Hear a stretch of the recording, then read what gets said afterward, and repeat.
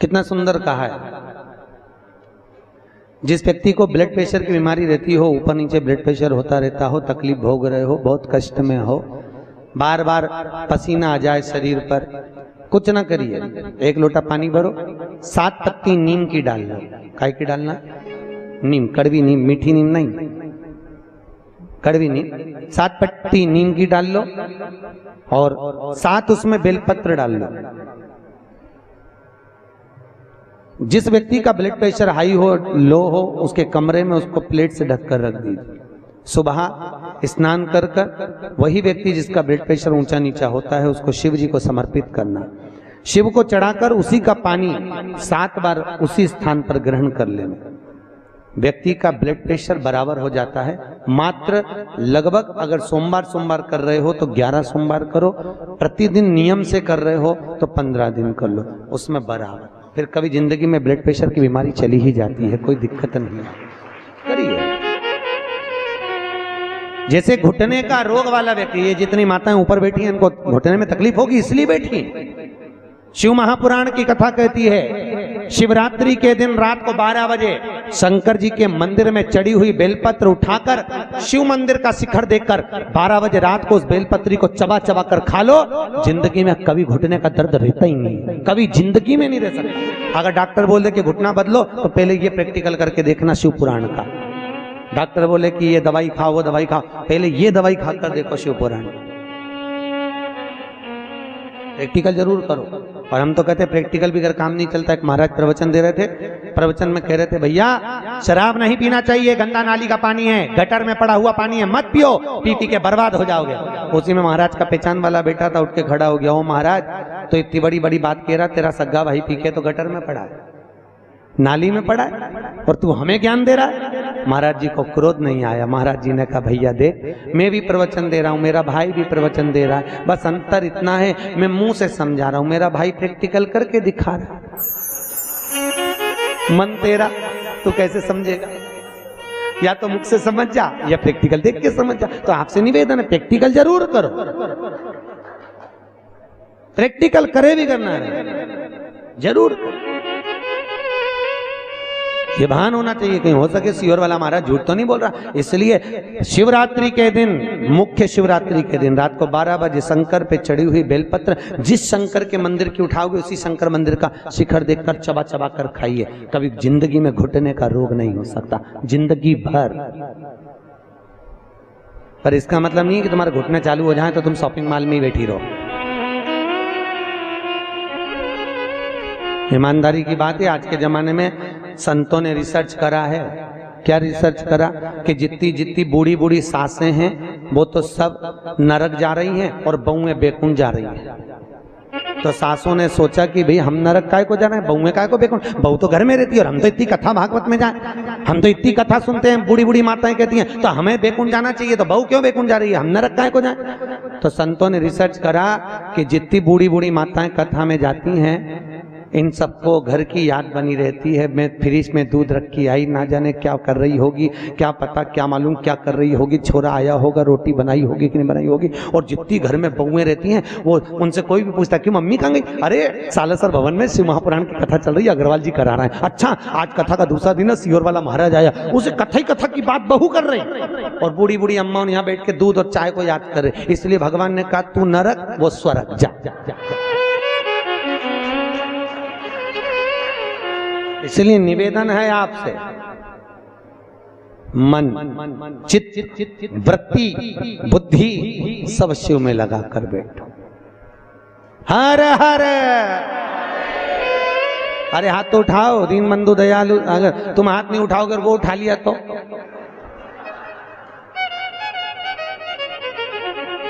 उठाओ जम के। हर हर। बहुत बढ़िया। हम नहीं उठाएगा वो तो हाजिरी भरता है। पहले के जमाने में आप लोगों को तो मालूम होगा, हम तो छोटे थे जब हाजिरी भरते थे, नाम आता था ना, जैसे आप लोग नाम, टीचर नाम बोलते, कर लो, यस सर, बस उसी तरह शिव पुराण में हाजिरी भरते रहो। जब जैसी हाजिरी भरोगे भगवान समझेगा झे, नहीं तो भगवान, तूने हाथ नहीं उठा, भगवान समझे निपट गई, यमराज को भेज दिया ले जा। तो इसलिए हाजिरी भरते रहो। हर हर महादेव। देव का मतलब है देव। हाथ ऊपर जाके ऐसा कर दिया कर, देव गाड़ी देव बंगला देव, देव हर हर महादेव देव। प्रभु करुणा करिए, शिव कर, शिव दयाल, शिव जैसा कोई। अब ब्रह्मा जी के मुख का क्या बना दिया? बट का वृक्ष। शंकर जी की आराधना का केंद्र हो। शिव जी का एक नाम पड़ गया, बटकेश्वर महादेव। क्या नाम पड़ा? बटकेश्वर महादेव। बटकेश्वर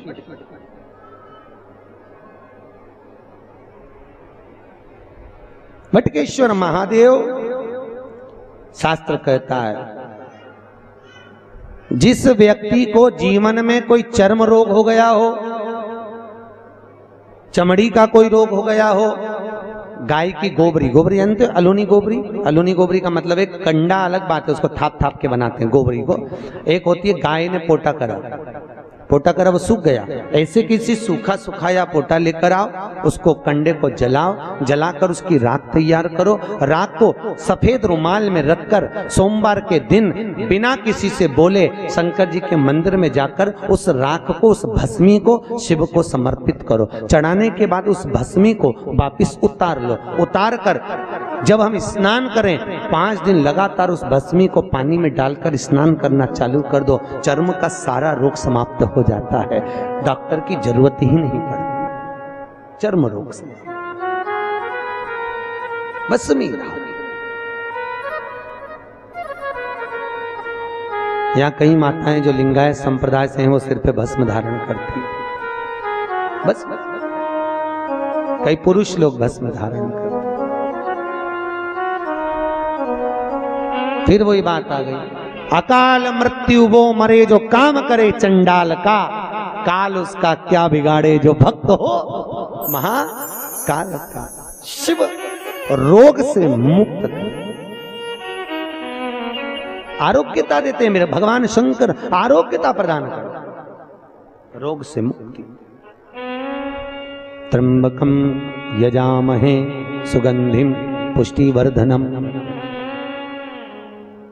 भगवान रोग से मुक्त कर। समय आया, आगे जो वर्णन आया भगवान शंकर के नयन अश्रु से रुद्राक्ष का वृक्ष उत्पन्न हुआ। क्या उत्पन्न हुआ? रुद्राक्ष। और रुद्राक्ष का वृक्ष भगवान शिव के नयन अश्रु से प्रकट होता है। एक मुखी से लेकर 14 मुखी तक रुद्राक्ष होगा। गले में पहनते हैं, आप लोग धारण करते होंगे। कई लोग तुलसी की माला पहनते हैं, कई लोग रुद्राक्ष की माला पहनते हैं। ध्यान दीजिए, ये तुलसी और रुद्राक्ष क्यों पहना जाता है? जैसे घर में जो मंदिर बनाया जाता है घर के अंदर, उसमें शिखर नहीं होना चाहिए। जिसके घर के मंदिर में शिखर होता है उसके घर में कभी जिंदगी में शांति नहीं रह सकती।